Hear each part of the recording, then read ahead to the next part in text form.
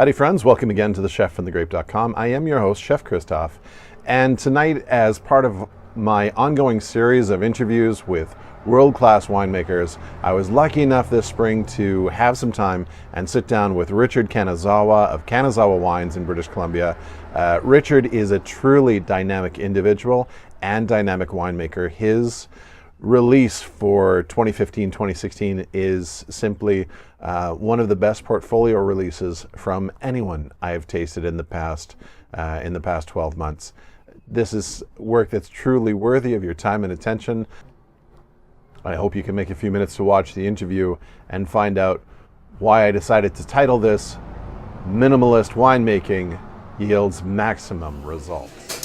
Howdy folks, and welcome again to the chefandthegrape.com. I am your host, Chef Christoph, and tonight I am lucky enough to be with my very good friend Richard Kanazawa of Kanazawa Wines. Richard, thanks for making the time to be with me tonight. Anytime. And I'm glad he's saying that, because the time is now, and the wine, rosé, gone are the days when we here in North America thought of rosé as being something only for the summertime. Richard has crafted a rosé by the name of Sakura. I have no idea what Sakura means. It's cherry blossom. And why would you call the rosé cherry blossom? Because at springtime is when we like to release it, and that's when it's beautiful in Vancouver, and the cherry blossoms are starting to fall, and that's rosé time as well. So that's why we've decided on calling it. Beautiful. Would you mind pouring a wee bit in the glass? Because I, for one, would love to taste this. Yes, again.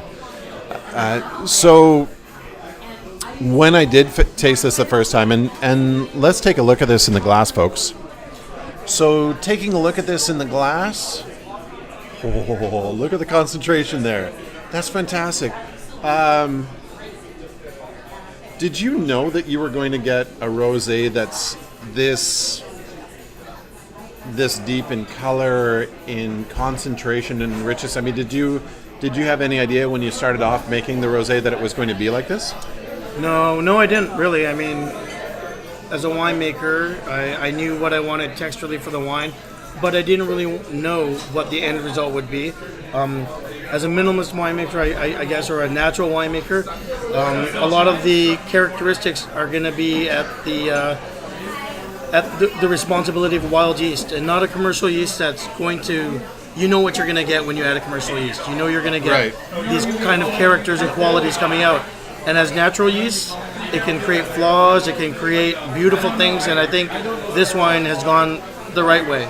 And it's got a lot of beautiful characters to it, a lot of really rich strawberry characters to it, and leaving it on lees for as long as I did, it really brings out the creaminess of a wine. And I think the balance of the two and the dryness of the wine really lends itself to food all year round.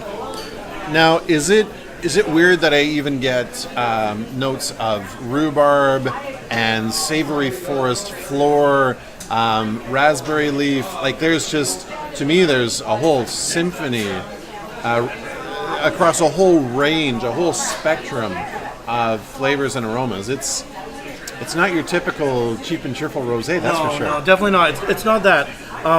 The one thing is, and I get it, I get these savory characters as well, but that's because of the Pinot Noir. That's because of the earthiness that you may get from, a really nice Pinot Noir.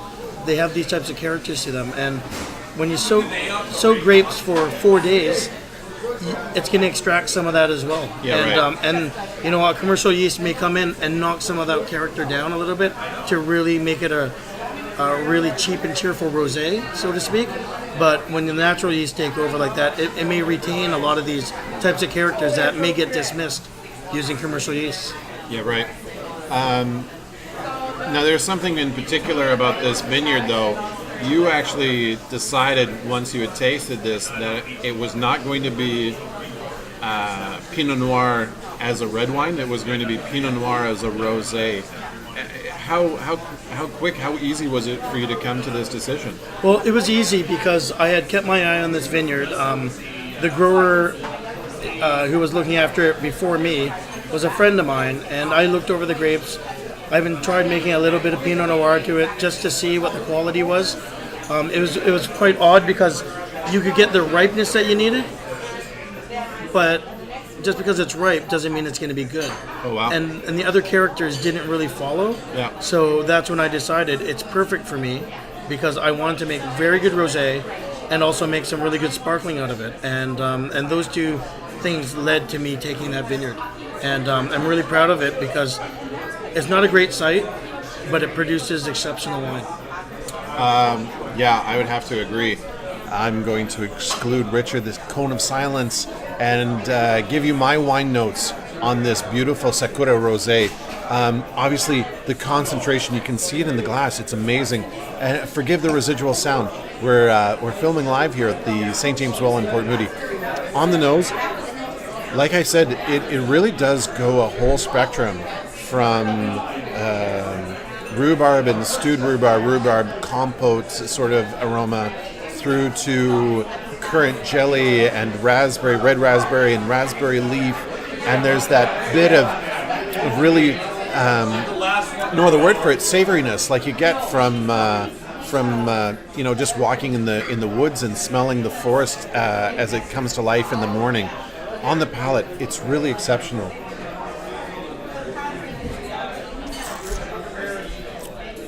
Ultra bright, brisk, clean.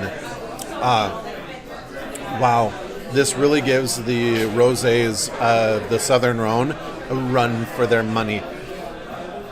And I love that it's got that bit of tannin structure that really gives some muscle to a wine that otherwise I don't think anyone would ever consider it feminine.